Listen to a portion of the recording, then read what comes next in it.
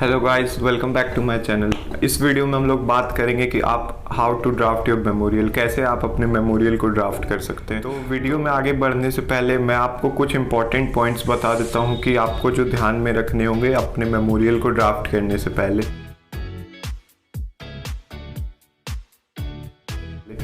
तो सबसे पहला पॉइंट है कि अगर your memorial is the pleading you submit to the court. So आपको जितने भी आर्ग्यूमेंट्स आपने बनाए वो सारे आर्ग्यूमेंट्स आपके मेमोरियल में होने चाहिए। Your memorial should contain the strongest argument of yours, also the weakest arguments of your. So आप हर एक आर्ग्यूमेंट उसमें अपने मेमोरियल में डालना, ये रिकमेंडेड होती है बात। आपको हर एक आर्ग्यूमेंट डालना है। अगर इस कंडीशन पे आप अपने आर्ग्यूमेंट्स को हटा सकते हैं अगर आपका आर्ग्यूमेंट एडवांस में जो भी स्पेसिफाइड नंबर ऑफ पेजेस है वो एक्सीड कर रहा है, तभी आप उसको हटा सकते हैं उस आर्ग्यूमेंट को। नहीं तो आपको अपने मेमोरियल में ज़्यादा से ज़्यादा आर्ग्यूमेंट्स देने होते हैं। तो दूसरी बात जो आपको ध्यान में रखनी है वो है कि it should be the language of memorial should be very formal. You should not use any terms which are informal.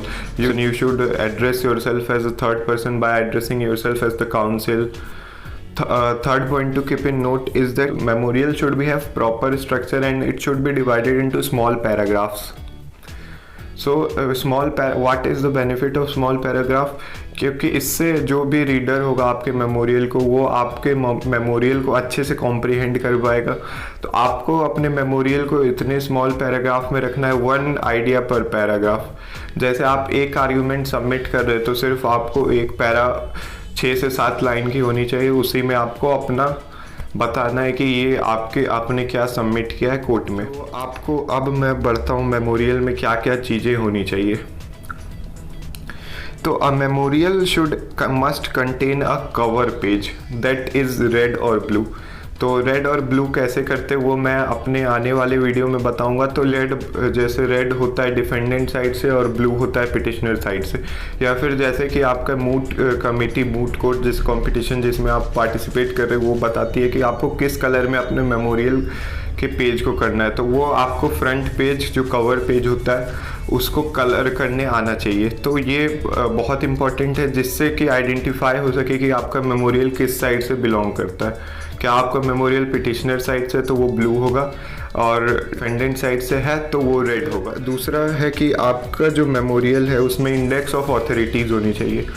तो इंडेक्स ऑफ ऑथोरिटीज़ जैसा कि आप देख सकते हैं ऐसे इंडेक्स ऑफ ऑथोरिटीज़ जिसमें टेबल ऑफ केसेस होंगे, फिर आपने जितने भी बुक्स रेफ़र किए हैं वो होंगे, फिर आपने जितने भी इसमें एक्ट्स स्टैट्यूट रेफ़र की है, और फिर बाकी जितने भी आपकी चीज़ें हैं जैसे कि आपने आर्टिकल्स जो रेफ़र किए सब आपको अपने मेमोरियल के इस सेक्शन में देना होगा।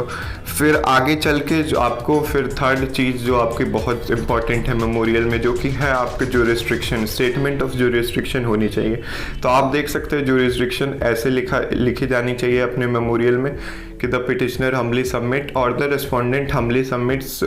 रिस्पोंडेंट कभी भी स्टेटमेंट ऑफ ज्यूरिसडिक्शन नहीं देता, वो सिर्फ एक्सेप्ट करता है या रिजेक्ट करता है। तो आपको सिर्फ पिटिशनर साइड से अगर आप कर रहे हो तो तभी आपको ज्यूरिसडिक्शन देना है कि the petitioner humbly submits that this cases the petitioner have approached the honorable bench under this section of CRPC, or if there is writ petition then you can say article 226 or article 32 of the Supreme of the Constitution of India, whatever the case may be।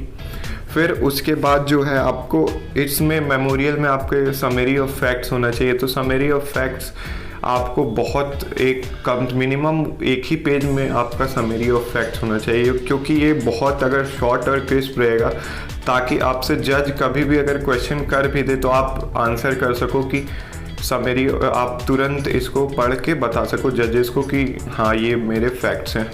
तो ये आपको मैंने previous video में भी बताया था कि आपको डिस्टिंग्विश करना है रेलेवेंट फैक्ट्स और इरेलेवेंट फैक्ट्स को। तो आप जब अलग कर दोगे उनमें तो आप जो फैक्ट्स लिखोगे वो आपके समरी ऑफ फैक्ट्स में होने चाहिए जो आपके पार्टी को फेवर कर रहे हैं। उसके बाद जो आता है आप मेमोरियल में summary of argument. Summary of arguments में जो भी आप आर्ग्यूमेंट दे रहे हो उसका शॉर्ट वर्जन लिखा जाता है। सिर्फ आप उसको 2 to 4 लाइन्स में आपको लिखना होता है कि आप कैसे इसको प्रोसीड करोगे। और फिर ये आप कर देने, ये बहुत ही सिंपल स्टेप है, क्योंकि आप इसको चाहे तो अपने आर्गुमेंट एडवांस लिखने के बाद भी डाल सकते हो मेमोरियल में, या फिर आप पहले भी कर सकते हो।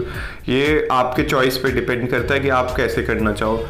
लेकिन अगर मैं सजेस्ट करूँगा तो आपको ये आर्गुमेंट एडवांस अपने कंप्लीट करने के बाद समरी ऑफ आर्गुमेंट्स देना चाहिए, क्योंकि आपको फुल आइडिया लग सके कि हमने क्या अपने आर्गुमेंट एडवांस में दिया, तो हम लोग उसका शॉर्ट वर्जन एक लिख सके समरी ऑफ आर्गुमेंट्स में। फिर उसके बाद जो है सबसे इम्पॉर्टेंट पार्ट मेमोरियल का जो है आर्गुमेंट एडवांस, इसी में आपकी सारी प्लीडिंग्स होती है। आर्गुमेंट एडवांस बहुत इम्पॉर्टेंट है, क्योंकि मैक्सिमम जो मेमोरियल का पेजेस होता है यही आर्गुमेंट एडवांस ही कवर करता है। तो आर्गुमेंट एडवांस आपका किस मैनर में होना चाहिए, तो आर्गुमेंट एडवांस जैसा कि आपको मैं एग्जांपल में ये दिखा रहा हूँ मेमो, इसमें आपको सब इशू में डिवाइड करना है और फिर वो सब इशू के भी पैराग्राफ्स बनाने ABCD जैसे कि इस मेमोरियल में बने हुए हैं। तो आपको ये ध्यान में रखना होगा कि ये जो मेमोरियल है हमारा पैराग्राफ छोटे छोटे पैराग्राफ में होना चाहिए और इसकी प्रॉपर साइटेशन होनी चाहिए, हर सोर्सेस हर केस लॉज की जो हम लोग अपने मेमोरियल में साइट कर रहे हैं। और जो भी साइटेशन स्टाइल है वो आपको जो मूट कोर्ट कॉम्पिटिशन्स के ऑर्गेनाइजर्स हैं वो मूट प्रोपोजिशन में आपके लिखी हुई थी गाइडलाइंस में कि आपको कौन सी साइटेशन स्टाइल यूज़ करनी है। जैसे ब्लू बुक 20th एडिशन बहुत सारे मूट कोर्ट्स में सजेस्ट की जाती है, तो वो भी मैं अपने आने वाले वीडियो में बताऊंगा कि कैसे आपको साइटेशन लिखनी होती है। फिर जो आपका एकदम आखिरी पॉइंट होता है वो होता है प्रेयर।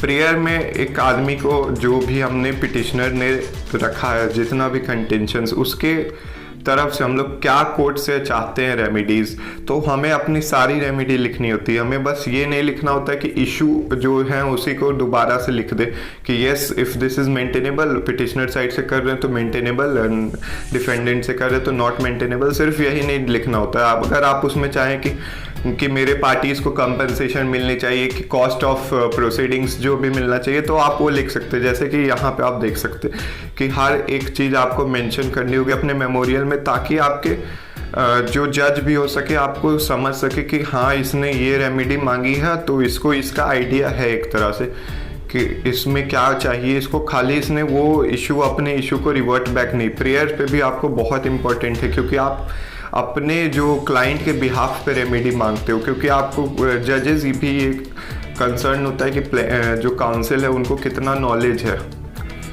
अगर आप रेमेडी अप्रोप्रिएट मांग रहे हो तो कोर्ट भी समझता है कि हाँ आप सही से मांग रहे हो रेमेडी, तो आपकी नॉलेज भी वहाँ पे नॉलेज ऑफ लॉ भी चेक होती है। और फिर आप जो भी स्टेटमेंट देते हो, जैसे कि यहाँ पे लिखा है pass such order which the court made things fit in justice equity और गुड कॉन्साइंस, तो कोर्ट भी अब जो भी ऑर्डर देगा जस्टिस इक्विटी गुड कॉन्साइंस में वो भी हम लोग एक्सेप्ट करते हैं। तो प्रेयर भी बहुत इंपॉर्टेंट पार्ट है, तो प्रेयर को भी अच्छे से लिखना चाहिए हमें। अगले वीडियो में हम लोग क्या देखेंगे, अगले वीडियो में ये हम लोग देखेंगे जो आज मैंने वीडियो में बात की है, मेमोरियल के कंटेंट्स जो जो पार्ट्स होते हैं उसको हर एक डिटेल में देखेंगे कि क्या क्या होता है उसके एक एक पार्ट। तो thank you guys for watching this video, thank you.